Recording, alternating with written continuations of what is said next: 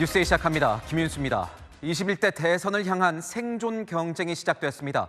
국민의힘과 민주당 모두 이 최종 후보를 뽑기 위한 이 경선 일정에 본격적으로 돌입했습니다. 먼저 민주당에선 이재명 대선 경선 후보가 첫 순회 경선에서 압승을 거뒀습니다. 이 후보는 오늘 열린 충청권 경선에서 권리당원 투표 결과 88%로 1위를 기록했습니다. 오늘의 첫 소식 이혜주 기자가 보도합니다. 이재명 대세론에 이변은 없었습니다. 충청권 권리당원을 대상으로 한 첫 순회 경선에서 당원의 선택은 이재명 후보였습니다. 기호 1번 이재명 후보 득표수 57,057표, 득표율 88.15%입니다. 이 후보는 득표율 88.15%를 기록해 압도적 1위를 차지했습니다.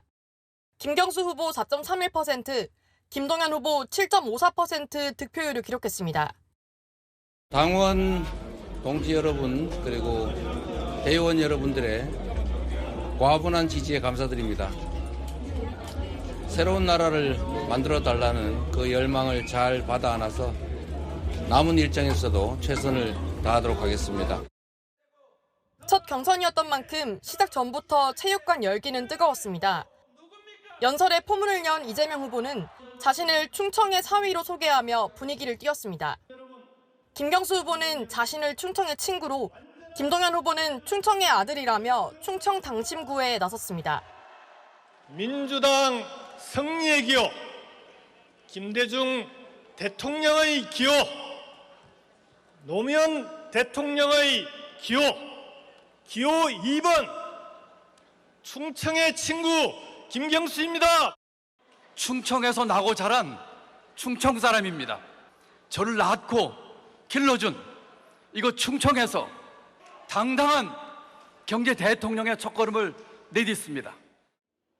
김경수, 김동연 후보는 각각 한 자릿수 득표율에 그쳤지만 단일화 대신 남은 경선을 완주하겠다는 의사를 나타냈습니다.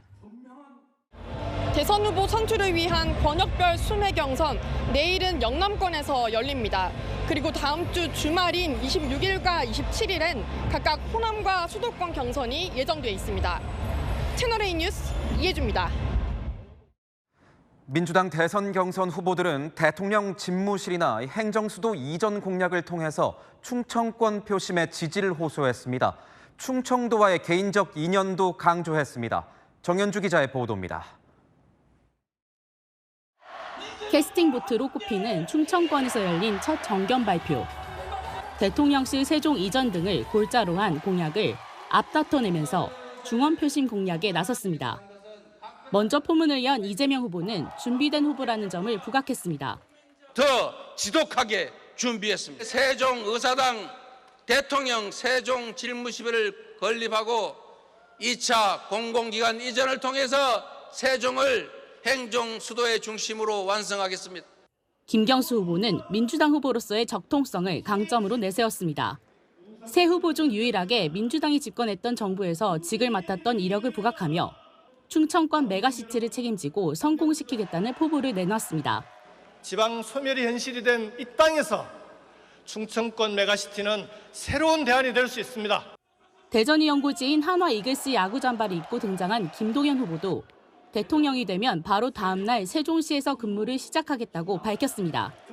그러면서 충청권에서 서울대를 세우겠다고도 말했습니다. 충북 충남 대전에 대기업 도시 3개 건설하겠습니다. 대기업 일자리와 연계 서울대 3개 만들겠습니다. 첫 경선에서 이재명의 독주가 확인된 가운데 김경수, 김동연 두 후보는 한 자릿수 지지율 탈피라는 숙제를 안게 됐습니다. 채널A 뉴스 정현주입니다. 국민의힘은 오늘 대선 경선 4강 진출이 걸린 첫 조별 토론회를 열었습니다. 예비 후보들은 윤석열 전 대통령 탄핵에 대한 책임론과 AI 정책을 두고 설전을 벌였습니다. 조민기 기자가 취재했습니다. 국민의힘 파이팅! 국민의힘 1차 경선 토론회가 열렸습니다. A조에 속한 김문수, 안철수, 양양자, 유정복 후보가 맞붙었습니다. 이날 토론회에선 비상계엄 선포와 탄핵을 놓고 신경전이 벌어졌습니다. 윤 대통령 탄핵 이후에 국무위원으로 국민께 사과하셨는지요? 저는 탄핵 문제에 대해서는 사과를 한 적은 없습니다. 저는 그게 문제라고 봅니다. 우리를 계엄 옹호당이다. 여기서 빠져나와야 되겠다고. 왜 대통령께서 계엄을 했던가? 그건 민주당의 30번에 걸치는 줄탄핵. 이날 후보들은 이재명 대항마는 본인이란 점을 강조했습니다. 이재명 대표 AI 공약은 빈 깡통입니다. 찢어버리는 게 맞습니다. 이재명과 완전 100% 대척점에 있는 사람이기 때문에 싸우면은 저는 100점 100승이다. 네 후보 모두 이재명 후보의 대표 정책인 기본소득에 대해 한 목소리로 비판했습니다. 불공정의 끝판왕이 아마 기본소득이 될 수 있기 때문에 헬리콥터 위에서 그냥 돈 뿌리는 것보다 더 나쁜 것입니다. 미래 세대의 돈입니다. 이거 빼쳐다가 나눠줘서 인기 얻고자 하고요. 내일은 비조인 이철우, 나경원, 홍준표, 한동훈 후보의 토론이 펼쳐집니다.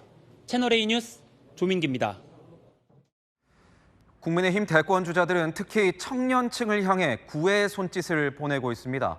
청년들을 위한 공약을 앞세우면서 2030 세대 무당층 표심을 공략하고 나선 겁니다. 우형기 기자의 보도입니다. 김문수 국민의힘 대선 경선 후보가 청년 일자리 공약을 내놨습니다. 30대 그룹 신입사원 공채 장려 정책입니다.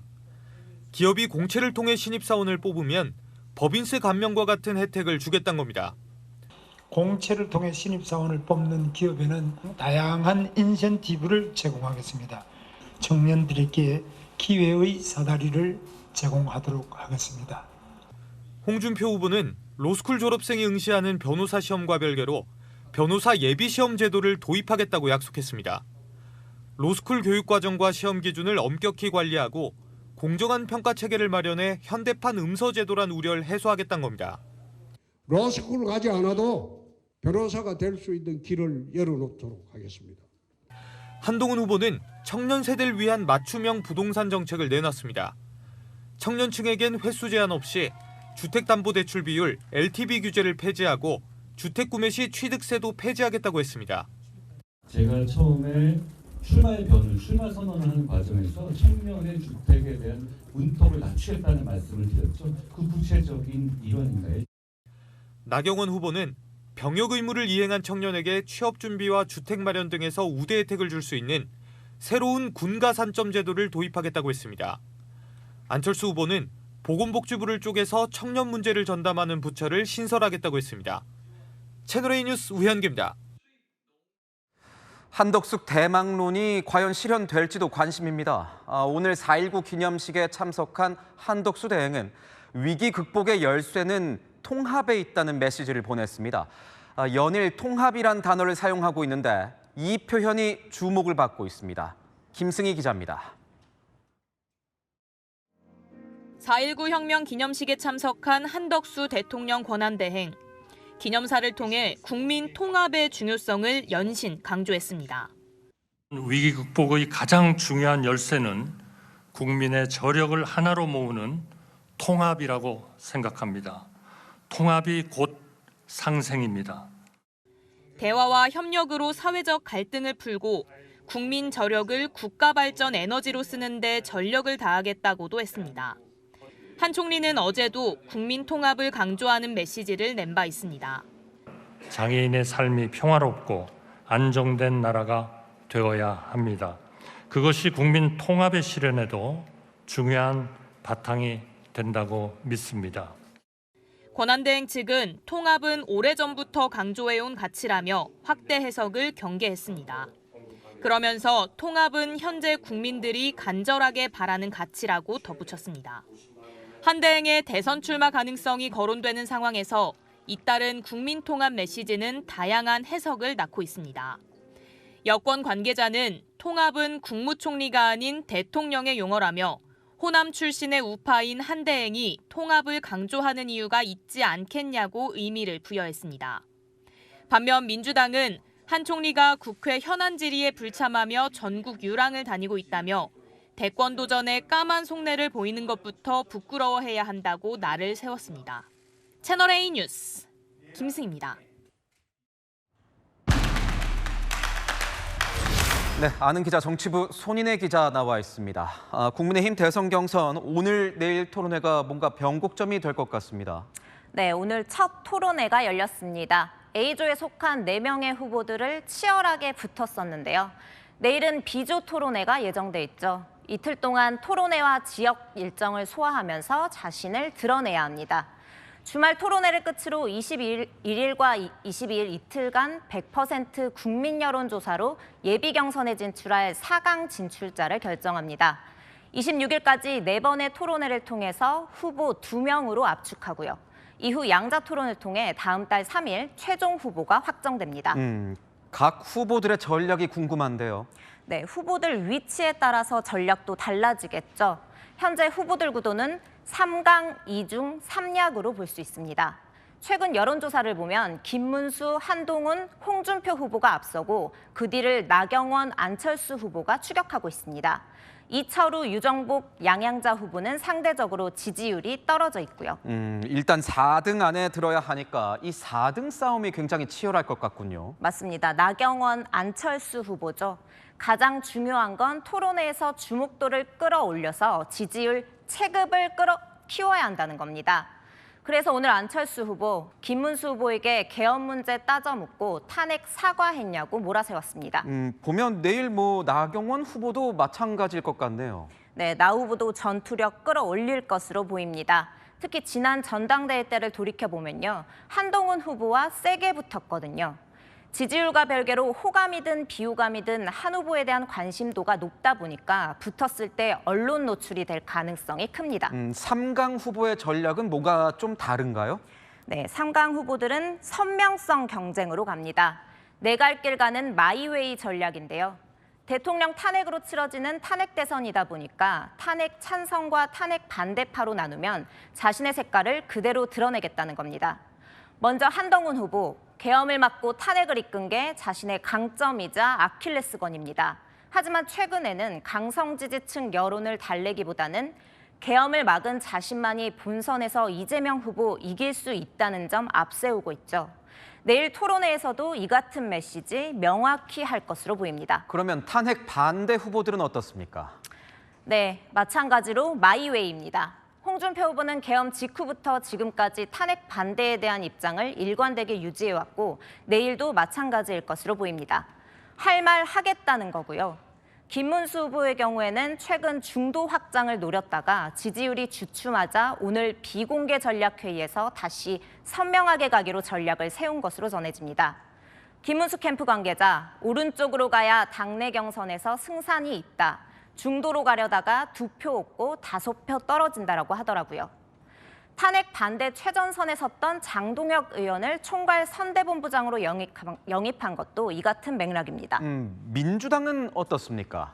네, 민주당식에는 더 빨리 돌아갑니다. 오늘 충청권 경선을 시작으로 영남, 호남, 수도권을 거쳐서 국민 여론조사까지 합해서 이달 27일이면 최종 후보가 확정됩니다. 국민의힘보다 일주일 정도 빨리 후보가 정해지는 건데요. 오늘 첫 지역 순회 경선인 이 충청권이 있었는데 예상에서 크게 벗어나지는 않은 거죠? 맞습니다. 이재명 후보 굳히기라고 볼 수 있을 것 같습니다. 88% 득표로 압승을 했는데 충청권은 나머지 지역에 비해서 그나마 격전지로 꼽히던 곳이거든요. 지난 당대표 전당대회 때도 충청권 경선에서 89%를 득표했는데 그때와 비슷한 수치입니다. 당내에서는 이변은 없었다. 이대로 후보 확정해서 국민의힘보다 빨리 치고 나가겠다고 보고 있습니다. 네, 그렇군요. 잘 들었습니다. 지금까지 아는 기자였습니다. 또 공군입니다. 이번엔 훈련 중인 경공격기에서 기관총과 연료 탱크가 떨어졌습니다. 조종사가 실수로 이 조작 버튼을 잘못 눌렀다는 진술이 확보됐습니다. 군의 기강회의를 지적하는 목소리가 적지 않습니다. 박선영 기자가 단독 취재했습니다. 공군 경공격기 KA-1에서 부품들이 떨어진 건 어제 오후 8시 22분쯤. 원주기지에서 출발해 야간 사격 모의 훈련 중이던 KA-1은 강원도 평창상공에서 기총포드 2개와 연료탱크 2개를 떨어뜨렸고 낙하물들은 강원도 영월군 야산에 떨어졌습니다. 기총포드는 기관총을 고정시키는 장치인데 포드에 내장됐던 기관총과 총 500발의 실탄도 함께 떨어졌습니다. 공군은 사고조사위원회를 꾸렸는데 사고 원인에 대해 조종사 과실 쪽에 무게를 두는 것으로 파악됐습니다. 해당 조종사가 조사위 측에 실수로 조작 버튼을 잘못 눌렀다고 진술한 겁니다. 공군 고위 관계자는 조종사가 야간 투시경을 끼고 비행하던 중 갑자기 바람이 들어와 환풍구 등을 분주하게 만지다가 버튼을 잘못 누른 것으로 조사됐다고 밝혔습니다. 이번 사고로 민간인 피해는 발생하지 않았지만 오폭 40여일 만에 다시 발생한 사고에 군의 기강해이를 지적하는 목소리가 높아지고 있습니다. 한편 공군은 떨어진 부품 중 기총포드 2개를 오늘 회수했습니다. 공군은 헬기 1대와 병력 270여 명을 동원해 기관총을 찾았다며 연료 탱크 탐색 및 수거 작업은 내일 진행할 예정이라고 밝혔습니다. 채널A 뉴스 박선영입니다. 문재인 정부에서 사드 배치를 늦추기 위해 군사작전 정보를 시민단체에 유출한 혐의로 재판에 넘겨진 정의용 전 국가안보실장 관련 소식 전하겠습니다. 검찰에 따르면 정 전 실장은 당시 국방부의 반대에도 불구하고 이 작전 내용을 사드 반대단체에 알려주라고 직접 지시했던 것으로 조사됐습니다. 김지윤 기자의 보도입니다. 경찰의 통제하에 군용 트레일러와 공사 장비가 지나갑니다. 일부 시민들은 생수병을 던지며 격렬히 반대합니다.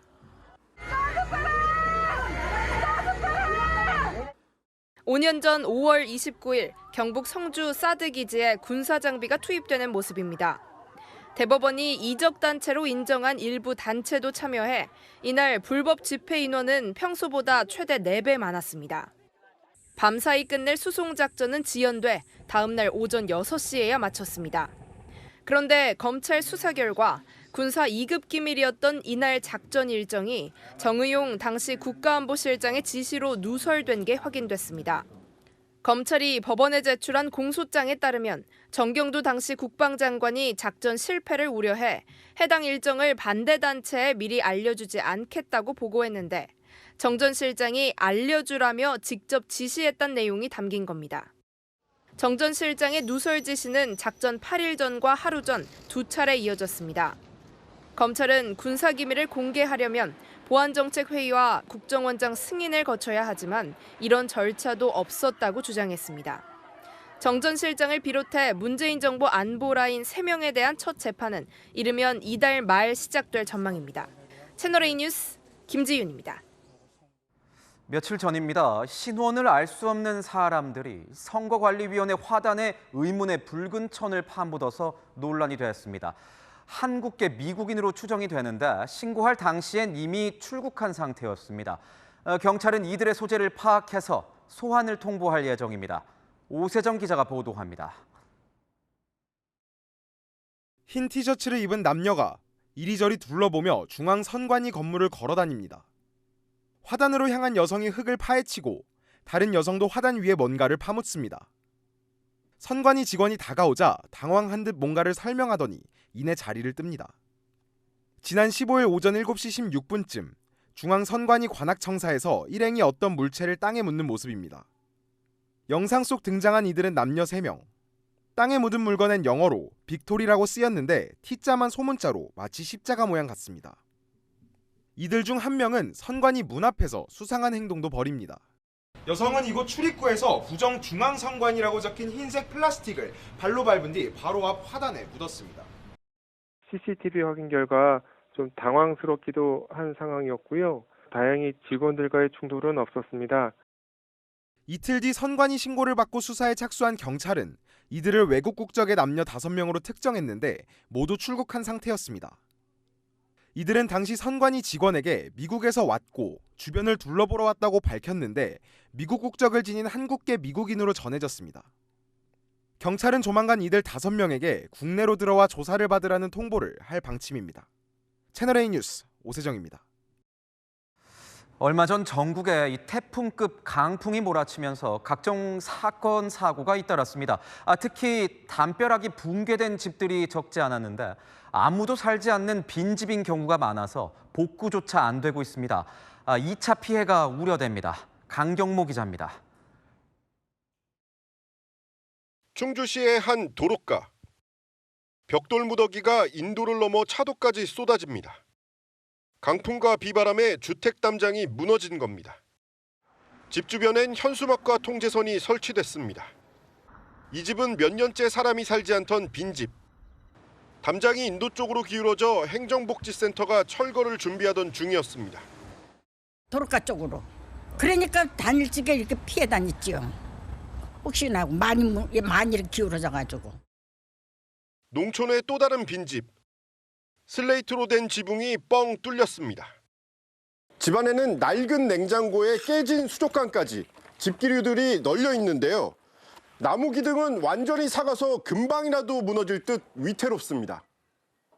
한 20년 전 정도 됩니다. 제가 이 옆에 가지를 못하겠고 위에 쓰러질까 봐 빨리 철거했으면 좋겠습니다. 안전사고나 범죄에 대한 걱정도 큽니다. 담배 태고 꽁치 아무나 버리고 그게 너무 불안해요. 전국에 있는 빈집은 13만 4천호로 추산됩니다. 전국에 있는 주택 1,000호 중 8호가 빈집인 겁니다. 지자체들은 5년 주기로 실태조사를 벌여 빈집 수를 파악하고 정비 계획을 세우지만 속도를 내지 못하고 있습니다. 철거를 하든지 권장을 하고 싶어도 누가 소유주인조차 모르는 상황이 발생을 하기 때문에 연락조차 할 수 없는 상황인 거죠. 빈집 정비와 철거를 유도할 대책이 필요하다는 지적입니다. 채널A 뉴스 강경모입니다. 바다 한가운데서 큰 불이 났습니다. 선박을 예인하던 예인선에서 화재가 발생한 건데 10시간 만에 꺼졌습니다. 홍진우 기자입니다. 바다에 떠있는 선박에서 불길이 치솟습니다. 1000톤급 선박을 끌고 가던 80톤 예인선에서 불이 난 겁니다. 함정과 헬기가 동원된 진화 작업 끝에 불은 10시간 만에 꺼졌습니다. 선박에 타고 있던 5명은 무사히 구조됐습니다. 감사함 나올 때 기관차에서 연기가 보인다. 원인은 조사를 해봐야 됩니다. 고속도로 갓길에 세워진 화물 트럭이 화염에 휩싸였습니다. 광주 대구 고속도로를 달리던 25톤 화물 트레일러에서 불이 났습니다. 불은 40여 분 만에 꺼졌지만 트레일러 일부가 타 4천여만 원의 재산 피해가 났습니다. 경찰과 소방당국은 운행 중 타이어가 터져 불이 난 것으로 보고 있습니다. 산불도 잇따랐습니다. 오전 10시 20분쯤 충남 서천군의 한 야산에서 불이 나 1시간 20분 만에 꺼졌고 비슷한 시각 충남 천안시 야산에서도 불이 나 20여 분 만에 꺼졌습니다. 산림당국은 강풍으로 작은 불씨도 대형 산불로 확산할 수 있다며 불씨 관리를 철저히 해달라고 당부했습니다. 경기 동두천시에선 단층 주택에서 불이 나 1시간 반 만에 꺼졌습니다. 이 불로 10대 A양이 숨졌고 큰아버지인 60대 B씨가 크게 다쳤습니다. 당시 불이 나자 A양은 119에 신고한 뒤 B씨를 깨운 것으로 드러났습니다. 하지만 거센 불길에 천장이 무너지면서 끝내 빠져나오지 못한 것으로 파악됐습니다. 채널A 뉴스 홍진우입니다.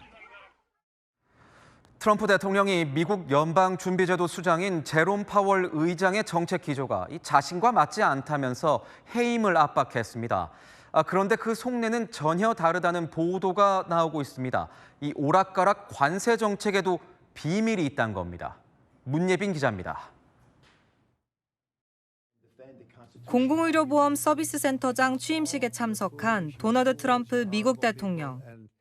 질문이 없었는데도 갑자기 물가 얘기를 꺼내며 제롬 파월 연방준비제도 이사회 의장에게 금리 인하를 촉구합니다. Only the fake news says they're going up. The only thing that's even are interest rates. And if we had a Fed chairman that understood what he was doing, interest rates would be coming down too. 앞서 파월이 관세 정책은 물가 상승을 불러올 수 있다며 기준금리를 또다시 동결하자 트럼프가 공개 저격한 겁니다.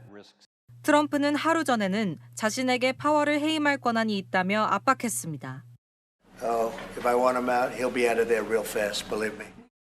그러나 트럼프가 내심으로는 대공황과 같은 사태가 일어날 것을 우려하며 파월을 교체할 생각이 없다는 보도가 나왔습니다. 뉴욕타임스는 트럼프가 취임 초기부터 파월을 해임할 계획을 세웠지만 금융시장에 심각한 충격을 줄 수 있다는 참모들의 조언에 교체를 보류했다고 전했습니다. 법적으로도 해임은 쉽지 않습니다. 독립기구 인사를 해임하려면 부정행위나 직무태만 수준의 사유가 필요하다는 대법원 판례가 있기 때문입니다. 이에 따라 정치적 견해 차이만을 이유로 대통령이 연준 의장을 해임할 권한은 없다는 게 중론입니다. 한편 트럼프의 자산 중 채권이 차지하는 비중이 60%에 달하는 것으로 알려지면서 관세를 90일 유예한 것이 국채금리 불안에 따라 자신의 재산이 줄어들 것을 우려한 것이라는 분석도 나오고 있습니다. 채널A 뉴스 문예빈입니다. 그런데 미국 백악관이 갑자기 이 코로나19 바이러스가 중국 실험실에서 유출됐다는 글을 공식 홈페이지에 게재했습니다. 미중 관세 전쟁 속에 전방이 압박에 나선 걸로 풀이됩니다. 보도에 김민곤 기자입니다. 현지 시각 어제 백악관 공식 홈페이지에 올라온 게시물입니다. 랩 리크, 즉 실험실 유출이란 제목이 도널드 트럼프 미국 대통령의 사진과 함께 대문짝만하게 적혀 있습니다. 주요 내용을 살펴보니 코로나19가 중국 우한의 연구소에서 만들어졌다는 내용입니다. 해당 연구소가 바이러스의 돌연 변이를 연구했고 소속 연구자들이 팬데믹 직전 비슷한 바이러스에 감염됐다는 내용 등을 담았습니다. 이런 주장은 팬데믹 초기부터 등장했는데 공화당은 지지하지만 민주당은 비과학적인 데다가 팬데믹 초기 대응 실패를 감추려는 시도란 입장입니다. 해당 주장을 두고 팬데믹 기간 중 미 정부 내에서도 기관마다 입장이 엇갈린 바 있습니다. 다만 지난 2023년 여론조사에선 미국인 66%가 실험실 기원서를 믿는 것으로 나타났습니다. 백악관이 갑자기 이런 주장을 들고 나온 데 대해 관세전쟁 국면에서 전방위적으로 중국을 압박하려는 것이라는 해석도 나옵니다. 채널A 뉴스 김민곤입니다. 중국에서 세계 최초로 이 휴머노이드 로봇 마라톤 대회가 열렸습니다. 2시간 반 만에 21km를 완주했는데 중간중간 불안한 모습도 보였습니다. 베이징에서 이윤상 특파원이 전합니다. 이른 아침 베이징의 하프 마라톤 대회장. 출발 신호와 함께 사람들이 일제히 달려나갑니다. 그런데 출발선에선 또 다른 참가자들이 눈길을 끕니다. 휴머노이드 로봇 21대가 마라톤에 참가한 건데 시간차를 두고 한 대씩 출발합니다. 세계 최초의 휴머노이드 마라톤 대회가 열린 겁니다. 평지와 얕은 경사, 좌우회전 구간을 거쳐 약 21km를 달립니다. 시속 10km 안팎의 속도로 달리는 로봇들은 약 2시간 뒤 결승선을 통과하게 됩니다. 그런데 일부는 출발부터 불안합니다. 항공 동력 시스템을 부착했다는 로봇은 출발하자마자 중심을 잃고 쓰러지면서 조종하던 직원까지 바닥에 내동댕이 쳤습니다. 환경 적응력이 장점이라던 로봇은 걷는 것조차 힘들어하다가 휘청이며 고장났습니다. 넘어진 뒤 스스로 일어났지만 관중석을 향해 달린 로봇도 있고 달리던 중 넘어지는 로봇들도 잇따랐습니다. 사람이 마라톤 중 물을 마시듯 중간에 배터리를 교체하기도 합니다. 期待这个机器人能够7天24小时持续不断的无故障的去工作那么我们做这个马拉松其实就是做这种可靠性稳定性一个极限测试 이번 대회 로봇 우승은 최고 속도 시속 12km, 2시간 40분 42초의 기록으로 결승선을 통과한 텐궁이 차지했습니다. 베이징에서 채널A 뉴스 이윤상입니다. 반전 영화의 대명사 식스센스의 아역 배우가 마약에 취해서 소란을 피운 근황이 전해졌습니다.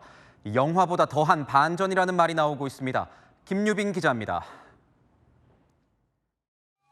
역대 최고의 반전 영화로 손꼽히는 식스센스. 브루스 윌리스와 호흡을 맞춘 아역 배우 오스먼트는 이 영화로 일약 스타덤에 오릅니다. 그런데 성인이 된 오스먼트의 근황이 식스센스급 반전입니다. 경찰에 붙잡히는 만취한 남성. Stand up. I am not fighting. 대화도 통하지 않고 통제 불능 상태인데. Where are you living?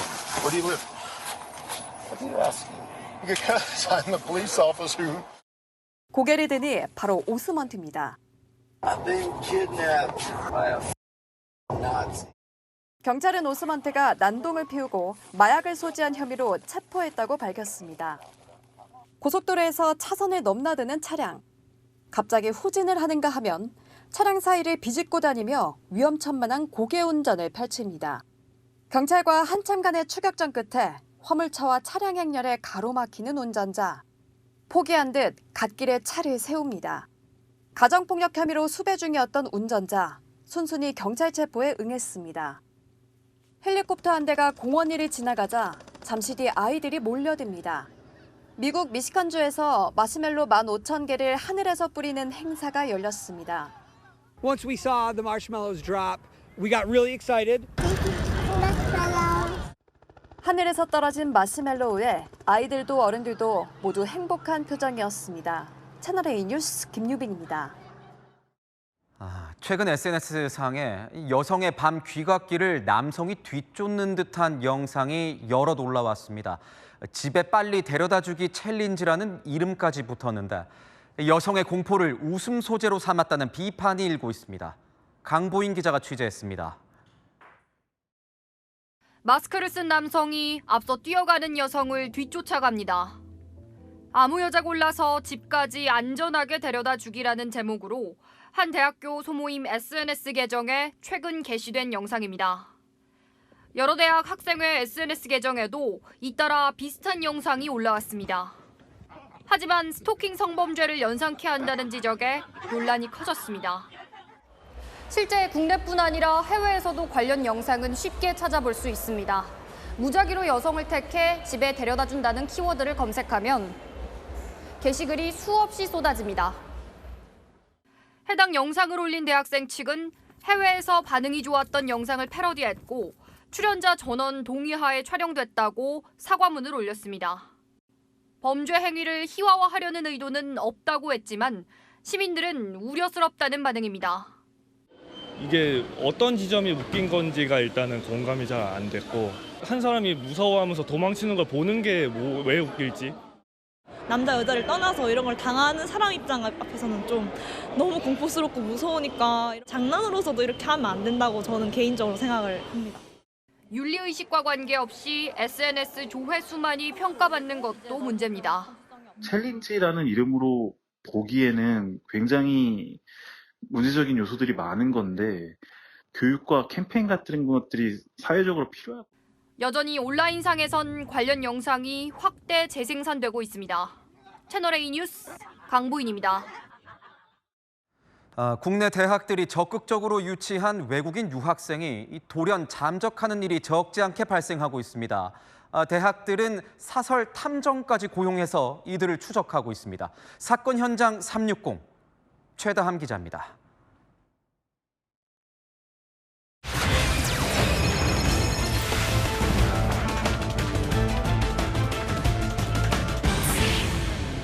요즘 대학가에선 학업 도중 사라지는 외국인 유학생들이 부쩍 늘고 있다는데요. 어떤 이유로 공부를 중단하고 도망치게 된 건지 유학 중개업체가 의뢰한 탐정과 함께 추적해 보겠습니다. 탐정이 의뢰받은 건 20대 중앙아시아계 유학생. 지난해 한 대학 어학당에서 공부했는데 최근 비자 연장도 없이 사라진 겁니다. 먼저 지인 집 앞에서 한참 기다려보니 유학생이 포착되고 맞는 것 같은데? 어디론가 향합니다. 유학생을 더 찾아보기 위해 차를 몰고 주변을 둘러보지만 저기 여기 쏙 지나가서 결국 다음 날 한 식당 앞에서 친구들과 만나는 모습이 드러납니다. 이런 경우 불법 체류자 신분으로 학업은 포기하고 공장 등에서 일하며 돈벌이에 나설 가능성이 높습니다. 한 20건에서 25건 정도 했고요. 서울에서 도망을 갔는데 제주도 감귤농장에서 찾은 적도 있습니다. 실제 일부 유학생들은 유학 비자가 취업 비자보다 받기 쉬운 점을 악용하고 있었습니다. 일하는 비자는 시험도 봐야 되고 여기가 뭐 밖에서도 자유롭게 다닐 수 있고 일도 할 수 있고 안 걸리면은 다 잘 돼 있어서 그냥 그때 가면 되겠다 이렇게. 문제는 유학생 관리를 책임지는 대학입니다. 매년 교육부에선 각 대학의 유학생 불법 체류율을 조사해 다음해 신규 유학생 비자 발급을 제안합니다. 이는 학교 재정과도 직결되는데 정작 대학에선 마음 먹고 사라진 유학생을 찾을 만한 인력이 없습니다. 학령 인구가 감소되는 상황인데 뭐 그런 상황에서 이제 외국인이 없이는 대학교가 운영되기 힘든 부채율이 올라가면은 학교에서는 외국인을 모집을 할 수가 없게 되니까 하는 것 같습니다. 불법 체류 유학생은 꾸준히 늘면서 2023년 기준 전체 유학생 22만 8천여 명 중 15%에 달합니다. 정부는 2027년까지 외국인 유학생 30만 명 시대를 열겠다며 입국 문턱을 낮추는 방안을 고려 중입니다. 하지만 일부 불법 체류 유학생들이 범죄에도 연루되는 만큼 대학과 교육부, 법무부 등이 유기적으로 관리할 시스템이 필요해 보입니다. 사건 현장 360 최다함입니다. 재건축이나 재개발 조합이 만일의 경우를 대비해서 일반 분양을 하지 않고 남겨둔 아파트를 보류지라고 합니다. 그런데 이 보류지가 최근 몸값이 치솟고 있다고 합니다. 무슨 이유인지 여인선 기자가 취재했습니다. 올해 6월 입주를 앞둔 서울 서초구의 신축 아파트입니다. 최저 입찰가만 분양가의 2배에 달하는데도 어제 이 아파트의 보류지 6채가 매각됐습니다. 보류지는 재개발이나 재건축 조합원들이 소송 등에 대비해 분양하지 않고 남겨둔 매물입니다. 시세보다 낮은 가격에 매입할 수 있어서 숨은 로또로 불리기도 했는데요. 하지만 최근에는 경매와 더불어 보류지가 토지거래 허가구역 규제를 피할 수 있는 틈새 시장으로 떠오르면서 몸값이 치솟고 있습니다. 이 아파트 59제곱미터 보류지 최저 입찰가는 35억 원, 17억 초중반이었던 분양가의 2배입니다. 그럼에도 최근 실거래가보다 1억 원 비싼 37억 원에 낙찰될 정도입니다. 보류지는 유주택자도 구매가 가능한 데다 실거주 의무가 없어 전세를 끼고 매매하는 갭 투자도 허용됩니다. 매수할 수 있는 기회 자체가 없거든요. 당분간 이런 보류지에 대한 관심, 투자 수요가 앞으로도 상당 기간 몰릴 가능성이 높습니다.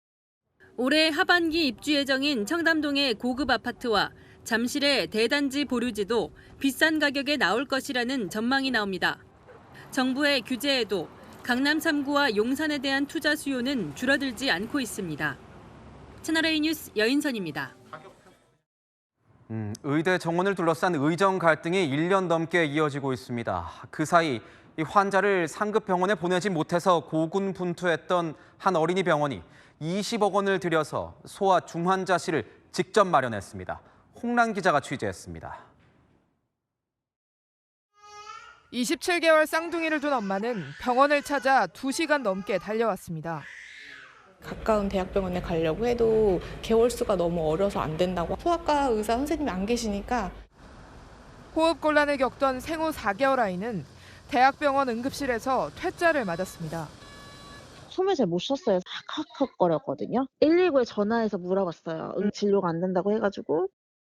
24시간 소아진료가 가능한 응급의료기관은 35곳, 전체 응급의료기관의 8.5%에 불과합니다. 필수과 기피 현상에 의정 갈등까지 더해져 상황은 악화되고 있습니다. 경기도의 한 소아청소년 병원, 55개 병상에 산소 공급 라인을 설치하는 작업을 마쳤습니다. 중환자들을 24시간 집중 치료할 수 있는 병상도 마련했습니다. 이곳은 소아청소년병원에 마련된 준중환자실입니다. 인공호흡기와 산소치료기가 설치돼 급성 폐렴이나 모세기관지염 등 소아 환자도 치료가 가능합니다. 대학병원이 아닌 어린이병원이 중환자실을 만든 건 처음입니다.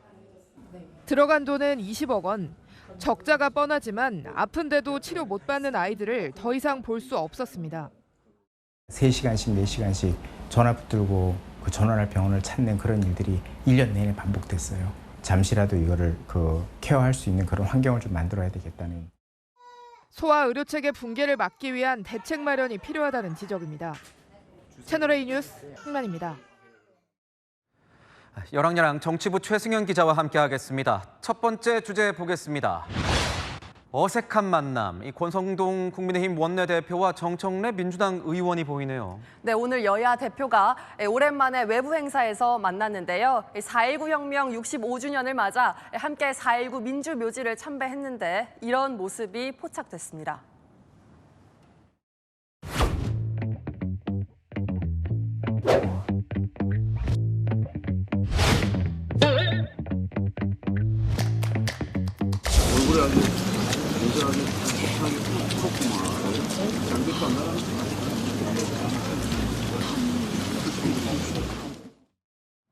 네, 뭔가 두 사람이 친한 듯 아닌 듯 또 꽤나 어색해 보이기도 합니다. 네, 두 사람 뼈 있는 농담을 주고받았는데요. 윤석열 전 대통령과 이재명 전 민주당 대표 호칭에 대한 이야기도 나왔습니다.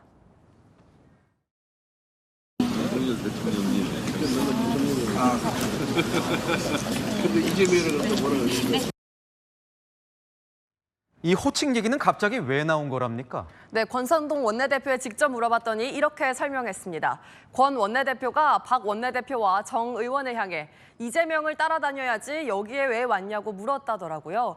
그랬더니 정 의원이 차기 대통령 될 분한테 이름을 함부로 부른다고 한마디 했다고 하더라고요.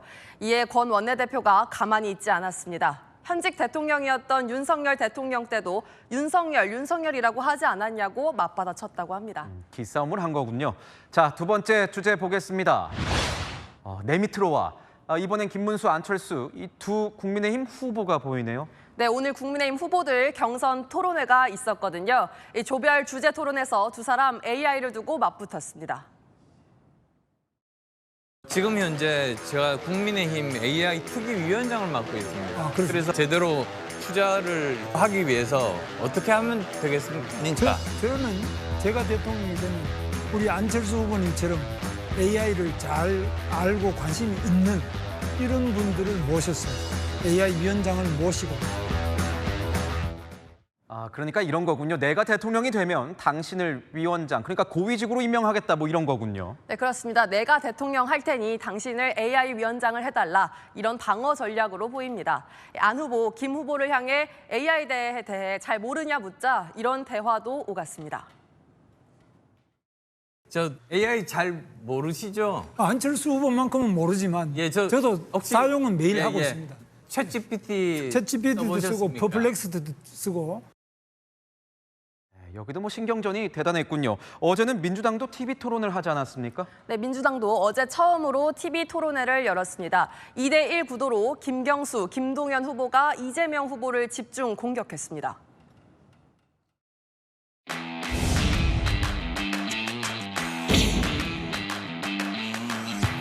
대표로서 두 번 연임하시면서도 그 노력이 저는 보이지 않았지 않았나는 생각이 들어서 왜 그러셨는지. 제가 대통령이 되지를 못했기 때문에 대통령직을 어디서 시작하실 것인지 상당히 고민이기도 합니다. 보니까 김동연, 김경수 후보 대 이재명 후보로 이 구도가 나뉜 모습인데요. 네, 그렇습니다. 어제 토론 장면을 보면 대부분 2대1 구도였는데요. 김경수, 김동연 두 후보 모두 이재명 맞상대 이미지를 만들기 위한 전략으로 보입니다. 국민의힘과 민주당 모두 대선 후보 토론회가 시작됐습니다. 누가 진정한 대통령감인지 제대로 가릴 수 있는 진지한 정책 대결 기대합니다. 네, 잘 들었습니다. 지금까지 여랑야랑이었습니다. 봄비가 강한 바람과 함께 요란하게 내리고 있습니다. 앞으로 전국에 5에서 30mm 정도의 비가 더 남아있는데요. 중부는 오늘 밤에, 남부는 내일 새벽이면 대부분 그칩니다. 비가 이어지는 동안 바람도 거세서 조심하셔야겠고요. 내일 새벽에 비가 그친 뒤에는 차차 맑은 하늘이 드러나겠습니다. 한풀 꺾였던 고온은 내일 다시 나타납니다. 한낮에는 20도를 훌쩍 웃도는데요. 특히 내일은 중부를 중심으로 15도 안팎의 큰 일교차가 나타나겠습니다. 내일 아침까지 서해안과 남해안에는 안개가 짙겠습니다. 아침 기온은 서울 11도, 강릉 10도, 부산 16도로 출발합니다. 한낮에는 서울 24도, 대전은 25도로 다소 더울 수 있겠습니다. 다음 주 화요일에는 전국에 비가 내립니다. 이후에는 대체로 하늘이 맑겠습니다. 날씨였습니다. 뉴스에 마칩니다. 시청해주신 여러분 고맙습니다.